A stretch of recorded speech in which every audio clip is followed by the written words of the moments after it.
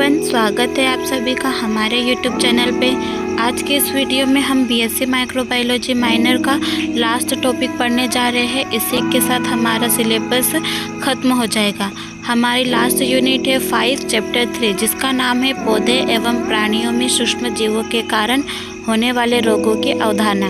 तो चलिए वीडियो को इसके परिचय के साथ शुरू करते हैं। अगर आप हमारे यूट्यूब चैनल पर नए हों तो चैनल को सब्सक्राइब जरूर कर दीजिएगा। इस पृथ्वी पे जितने भी जीव जंतु पाए जाते हैं उनको कभी न कभी कुछ रोग उत्पन्न हुआ ही होता है। जो रोग होता है वो इस पृथ्वी पर पाए जाने वाले माइक्रो ऑर्गेनिज्म के कारण होते हैं, और ये माइक्रो ऑर्गेनिज्म पौधे और जंतुओं में अनेक प्रकार के रोग उत्पन्न करते हैं, जो कि अलग अलग प्रकार के माइक्रो ऑर्गेनिज्म के संपर्क में रहते हैं। कुछ सूक्ष्म जीव जंतुओं के लिए, पौधों के लिए लाभदायक होते हैं, तो कुछ उनके लिए हानिकारक होते हैं, जो कि उनको बीमार कर सकते हैं, उनके लिए खतरा उत्पन्न कर सकते हैं, जो कि उनकी बॉडी में प्रवेश करके इन्फेक्शन उत्पन्न करते हैं, और इन इन्फेक्शन के कारण उनको रोग हो जाता है, जिसको इन्फेक्शियस डिसीज कहा जाता है। अब देखते हैं रोग उत्पन्न होने की अवधारणा। सबसे पहले आता है रोग। जब शरीर की सामान्य क्रियाएं बंद हो जाती, काम करना कम हो जाती है या फिर बाधित हो जाती है और कुछ लक्षण उत्पन्न होते हैं, तो वही क्रियाविधि रोग कहलाती है। अब आता है संक्रामक। वो रोगजनक माइक्रो ऑर्गेनिज्म शरीर में जब प्रवेश कर जाते हैं तो हमारे शरीर में प्रजनन की क्रिया के द्वारा अपनी संख्या में वृद्धि कर लेते हैं, जिसके कारण वो बॉडी की सेल्स को डैमेज करना शुरू कर देते हैं, और वो ऑर्गन या फिर बॉडी थोड़ा असमर्थ हो जाती है काम करने के लिए।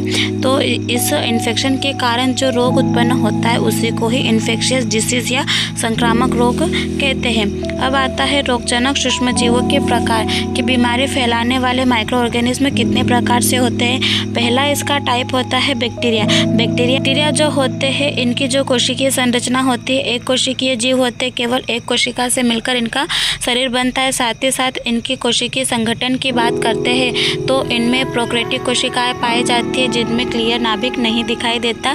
साथ ही साथ जो भी कोशिकीय ऑर्गेनेल्स होते हैं वो भी इनमें अनुपस्थित होते हैं, और कुछ बैक्टीरिया लाभदायक होते हैं और कुछ हानिकारक भी होते हैं। बैक्टीरियाओं की कुछ विशेषताएं, इनका जो आकार होता है 0.5 से लेकर 5 माइक्रोमीटर होता है, और इनकी जो कोशिका भित्ति होती है पेप्टिडोग्लाइकन से मिलकर बनी होती है। इनमें प्रजनन की क्रिया द्विखंडन विधि या फिर बाइनरी फ्यूजन के द्वारा होता है। कुछ बैक्टीरिया में कैप्सूल फ्लैजिला पीली पाए जाते हैं, और इनमें एक विष उत्पन्न करने की क्षमता पाई जाती है, जो कि व्यक्ति को बीमार कर सकते हैं। उनके कार्य करने की क्षमता को वो कम कर देते हैं। आकृति के आधार पर बैक्टीरिया के प्रकार। आकृति के आधार पर बैक्टीरिया कुछ निम्न प्रकार से होते हैं, जैसे कि कोकस हमेशा गोल आकार के दिखाई देते हैं। उदाहरण के लिए स्ट्रेप्टोकोकस और स्टेफाइलोकोकस। बेसिलस की बात करते हैं तो बेसिलस की आकृति आपको रोड जैसी आकृति देखने को मिलती है, दंडाकार। उदाहरण के लिए इकोलाई, बेसिलस, एंथ्राइसिस आदि। और स्पाइरिलम, ये पूरे सर्पिल एक सांप के जैसे इसकी आकृति होती है। Example Treponema pallidum. और विब्रियो एक अल्पवक्र मतलब कोमा जैसी इसकी आकृति देखने को मिलती है। एग्जाम्पल विब्रियो कोलेरा में। अब आता है रोगजनक बैक्टीरिया द्वारा प्रमुख रोग। ऐसे कौन से बैक्टीरिया होते हैं जो कि रोग उत्पन्न करते हैं। तपेदिक मतलब टीबी की बीमारी। टीबी की बीमारी एक बैक्टीरिया के कारण होती है, जिसका जो संवाहक या बैक्टीरिया होता है वो है माइकोबैक्टीरियम ट्यूबरकुलोसिस। हैजा रोग भी बैक्टीरिया के कारण होता है, जो कि विब्रियो कोलेरा बैक्टीरिया से उत्पन्न होता है। टाइफाइड साल्मोनेला टाइफी नामक बैक्टीरिया के द्वारा उत्पन्न होता है। निमोनिया स्ट्रेप्टोकोकस निमोनिया बैक्टीरिया से ये रोग उत्पन्न होता है। एंथ्रेक्स बेसिलस एंथ्रेसिस के द्वारा होता है। और डिफ्थीरिया कार्सिनोबैक्टीरियम डिप्थेराई के द्वारा उत्पन्न होता है। अब रोग फैलने के क्या क्या माध्यम हो सकते हैं? तो रोग तो किसी भी माध्यम से फैल सकते हैं बैक्टीरिया के द्वारा। अगर हम दूषित जल पीते हैं, दूषित खाना खाते हैं, तो भी उसमें अगर बैक्टीरिया बैठ गए और हमने वही भोजन ग्रहण कर लिया, फिर भी हमें रोग उत्पन्न हो जाते हैं। वायु के माध्यम से, जैसे कोई इन्फेक्टेड व्यक्ति खांसता है या छींकता है या फिर बोलता भी है, तो उसके जो ड्रॉपलेट होते हैं हवा में आ जाते हैं और वही हवा जब प्रसार करती है तो एक स्वस्थ व्यक्ति को संक्रमित कर सकती है। फिर डायरेक्ट कांटेक्ट से भी रोग फैल सकता है। इसमें कोई वाहक की भी आवश्यकता होती है, जैसे कि मक्खियाँ और संक्रमित वस्तुओं का यूज़ करना। यदि कोई व्यक्ति इन्फेक्टेड है और हमने उसी का सामान यूज़ कर लिया तो भी हमको रोग कोस हो सकता है। अब आता है बैक्टीरियल रोगों की रोकथाम या नियंत्रण। तो एंटीबायोटिक का उचित प्रयोग करना चाहिए, टीकाकरण टाइम टू टाइम होना चाहिए और सबसे मेन बात, हमको साफ़ सफाई का विशेष ध्यान रखना चाहिए। पर्सनल हाइजीन भी और हमारे आसपास भी स्वच्छता बनाए रखनी चाहिए। और भोजन भी पूरा साफ़ सुथरा, अच्छा पका हुआ और ढका हुआ ही यूज़ करें। भोजन बनाने से पहले जो भी हम मटेरियल यूज़ करते हैं उनको अच्छे से धो ले, सब्जियों वगैरह को। पानी को भी बिल्कुल साफ़ सुथरा रखें और खुला न छोड़े। साथ ही साथ रोगी का पृथक्करण। यदि कोई व्यक्ति बीमार है, इन्फेक्टेड है, तो हो सके उसको थोड़ा दूर रखने का ही प्रयास करें। अब दूसरा इसका टाइप है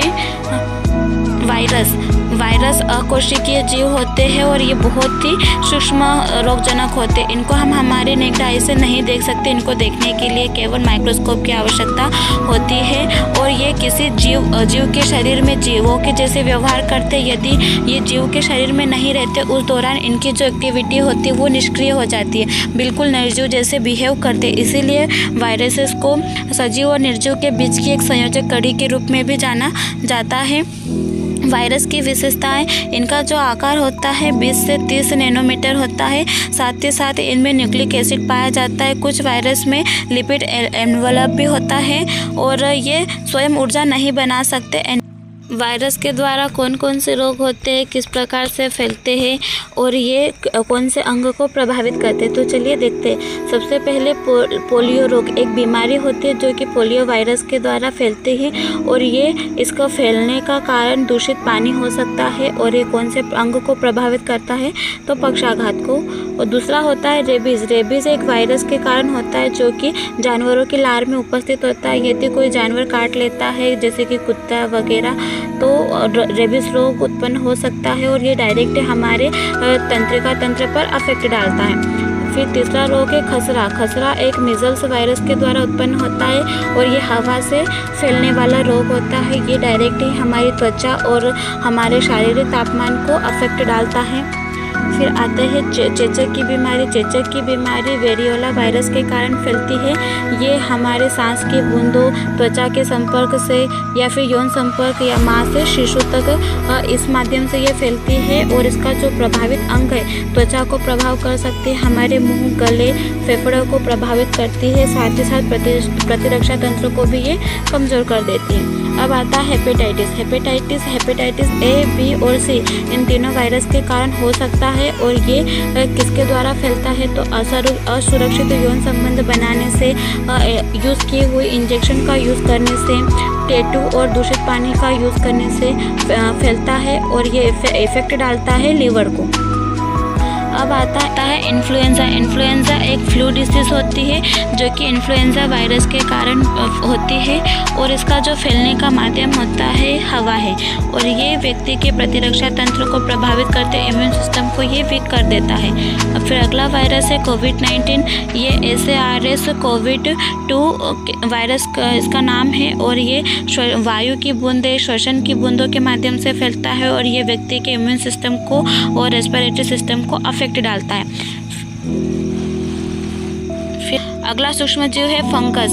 ये भी यूकैरियोटिक कोशिका वाले जीव होते हैं। इनमें सत्य नाभिक स्पष्ट दिखाई देते हैं और इनका जो कोशिकीय संरचना की बात करते हैं तो ये बहुकोशिकीय और एक कोशिकीय दोनों प्रकार के होते हैं। उदाहरण के लिए दांत, कैंडियासिस और एथलीट फुट ये कुछ रोग होते हैं।